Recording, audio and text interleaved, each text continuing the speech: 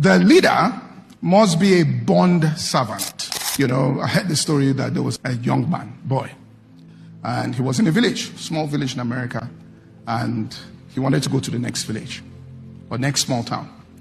And there was a bus stop, and the bus only comes once a day and goes.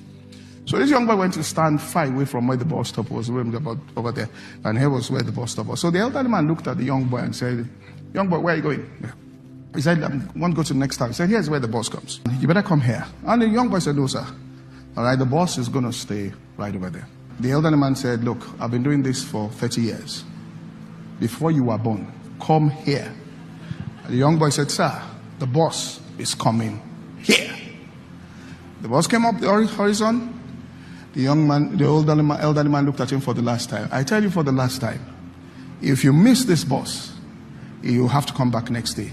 He told the elderly man, "Sir, I ask you, come to where I am." And the elderly man shook his head. And the bus got to where the bus stop was and drove slowly to where the young boy was and parked right in front of the young boy. And as the young boy was about to get in, he turned around and said, "I forgot to tell you something." He said, "What?" "The driver of the bus is my father. And he told me exactly where he will park. Here's that here. You will stand where others." Are you following what I'm saying here? And that's what it means to be the head and not the tail. That means you will stand where others are mocking you, and that's where God will show up in the next move. Romans chapter 1 and verse 1. And I want us to look at the order in which Paul put it. Paul is servant of Jesus first, called to be an apostle second, separated unto the gospel.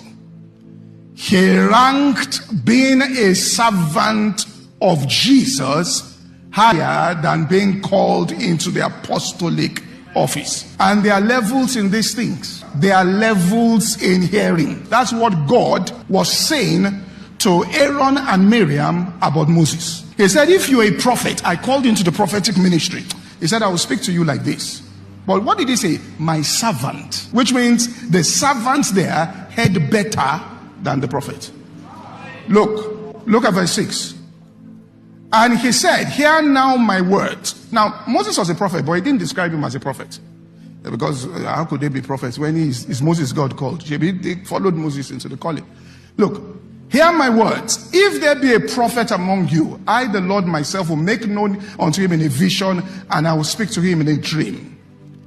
My servant Moses